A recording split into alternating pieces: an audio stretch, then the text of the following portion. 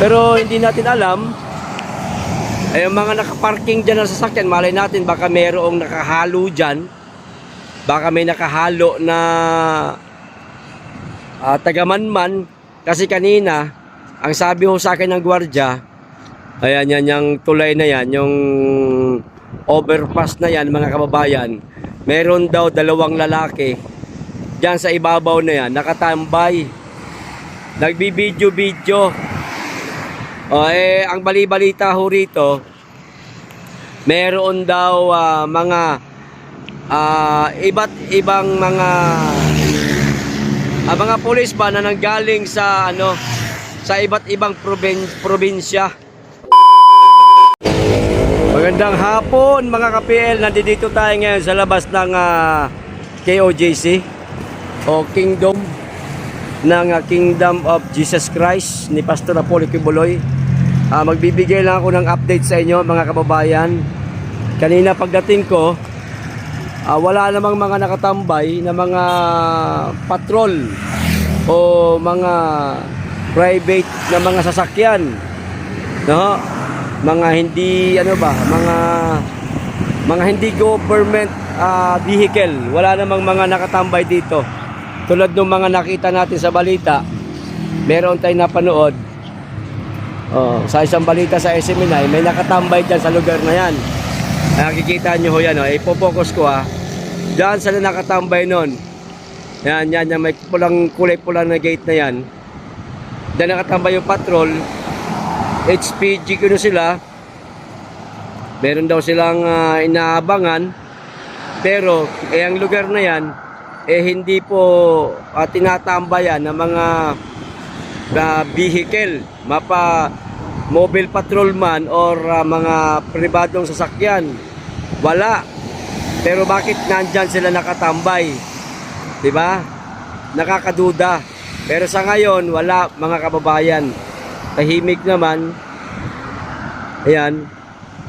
Tahimik naman po. Mula rito, sa kinatatayuan ko, hanggang doon, sa may harap nung tulay na yan, sa baba ng tulay na yan, flyover, overpass na yan, wala naman po. Mga sasakyan dyan na nakaparada dyan sa gilid na yan, sa yan, baka kliyente yan ng yan gasolinahan, kasi meron ding pagkainan dyan sa loob, dyan sa gilid na yan mga kababayan. Basta dito, ayan, tahimik naman po. Sa ngayon, wala tayong mga nakikita na mga kahina-hinalang mga sasakyan, mga kahina-hinalang pagkilos. Tahimik. Sana tuloy-tuloy ito. Mga kababayan, at walang magtangka ng hindi maganda. Hindi maulit yung mga nangyari noong mga nakaraang taon na 16 na araw tayo dito naka-stay para maipakita namin sa inyo ang kaganapan. Kita niyo, napakaganda mga kababayan, no? Napakaganda po talaga ng KOJC mga kababayan. Yung buong compound napakalinis. Kita niyo naman, pati tarpaulin pa lang sa labas, napakaganda. Kita niyo ho mga kababayan, no? Sobrang ganda. Pero hindi natin alam, yung mga nakaparking dyan na sasakyan, malay natin baka mayroong nakahalo dyan, baka may nakahalo na tagamanman. Kasi kanina ang sabi ho sa akin ng gwardiya, ayan yan, yung tulay na yan, yung overpass na yan mga kababayan, meron daw dalawang lalaki dyan sa ibabaw na yan, nakatambay, nagbibidyo-video. Ang bali-balita ho rito, meron daw mga iba't ibang mga pulis ba na nanggaling sa sa iba't ibang probinsya na hindi ho taga Davao City. Merong iba galing ng Sarangani, yung iba galing Sultan Kudarat, basta bandang Cotabato. Katulad din po noong nakaraang taon na 16 na araw ho tayo dito 16 na araw nilang ginulo itong napakatahimik, napakalinis na compound ng Kingdom of Jesus Christ. Ganoon na naman po ang nangyayari ngayon. Meron na naman daw pong mga bagong tropa na mga kapulisan ang dumating. Kadadating lang. Eh bakit may mga galing probinsya na mga kapulisan? 'Di ba? Bakit narito sila? Ano ang pakay nila sa lugar na ito? Napakatahimik, nananahimik. Hindi naman ito nagnakaw sa kabanang bayan itong si Pastor Kibuloy at ang miyembro ng KOJC. Hindi ho ito nakialam sa pondo ng bayan, pero bakit ho nila pinakikialaman at pinag-iinitan itong Kingdom of Jesus Christ? Ano bang kasalanan sa kanila nito? Yan ang nakakapagtaka. Samantala, yung mga kawatan, totoong nagnakaw sa kabanang bayan, hindi ho nila sinisilbihan ng search warrant. Ano ho? Kaya ako, dito ako nakapwesto, mga kababayan, kasi yung mga kotse na yan, naghihinala ho talaga ako, sa totoo lang. Naghihinala ho ako, baka mamayang nahaluan yan. Pero sana wag naman. Di ba? Walang kasalanan. Si Pastor Apollo Kibuloy, walang kasalanan ang mga miyembro ng Kingdom of Jesus Christ. Pero bakit nila pinag-iinitan? Bahay ng mga kawatan ng mga politiko, hindi ho nila isinisilbihan ng search warrant. Ano makikita nila rito, ha? Pera ng bayan? Di ba? Wala silang makikita rito. Kung meron mang kayamanan itong Kingdom of Jesus Christ, sariling sikap nila ito sa pangunguna ni Pastor Apollo Kibuloy. Hindi sila nagnakaw. Pinaghirapan nila yan. Ang halughugin sana nilang bahay, yung mga gobyernong nagnakaw, mga politikong nagnakaw sa kabanang bayan. Nandito lang po tayo sa labas para makapagbigay ho tayo ng update. Sa loob wala naman po, tahimik ho dun sa loob. Walang problema. Kita nyo Davao, walang traffic, mga kababayan.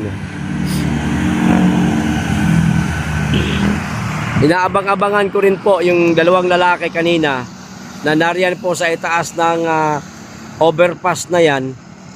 Baka mamaya bumalik, tatanungin ko kung ano ang pakay nila, bakit sila kumukuha ng video.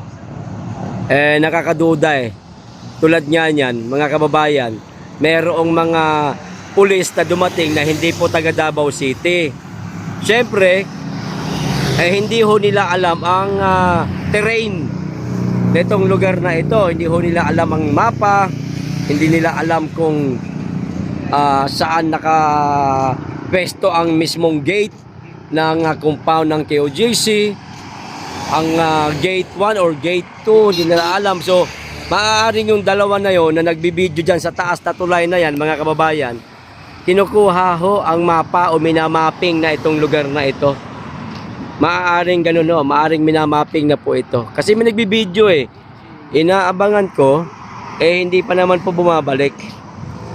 Tsaka itong lugar na ito, yang fast food dyan, mga kababayan, yung mga nakaparking dyan, pwede pong gamitin yan na na gawing tambayan lang nila para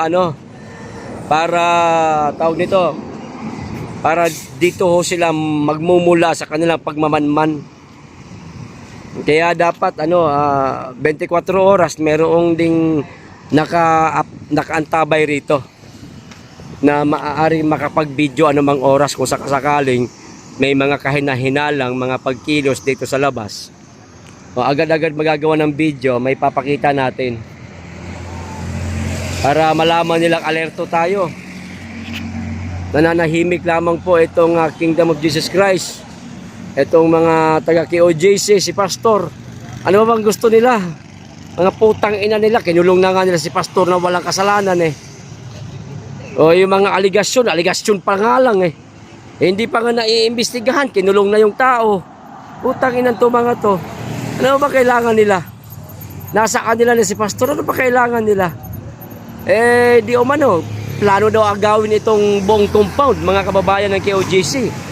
Lalong-lalo na ang Kingdom of Jesus Christ, yung Kingdom, Kingdom pala, hindi Kingdom of Jesus Christ. Yung mismong Kingdom, di umano, gusto daw angkinin eh. May naiinggit daw na, na kokak, mga kababayan eh, naiinggit daw dyan eh. At ang sabi eh, kanya daw yung lugar na yan. Tarantado ba siya? Putang ina niya. Kanya daw yan eh. Loko-loko ba siya?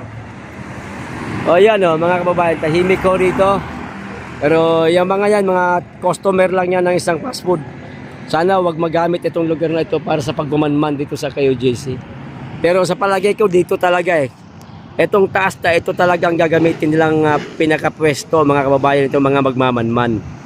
Bakit? Eh, pag nariyan ho kasi kayo sa taas, makikita nyo po yung loob nitong compound, yung kagandahan ng compound ng KOJC, makikita ho ninyo. O, kaya may mga lalaki dyan kaninang nagbibideo, baka kinukuhanan na ho ng ang loob ng compound. Wala naman po, okay naman po rito. Nagbigay lang po ako sa inyo ng update, mga kababayan, at mga kwento batay po sa ikinuwento ho sa akin na mayroon ng mga nagmamanman, mayroong mga nagbibideo dyan sa ibabaw ng tulay na yan, may mga nakatambay na mga pribadong sasakyan, meron ding mobile ng pulis,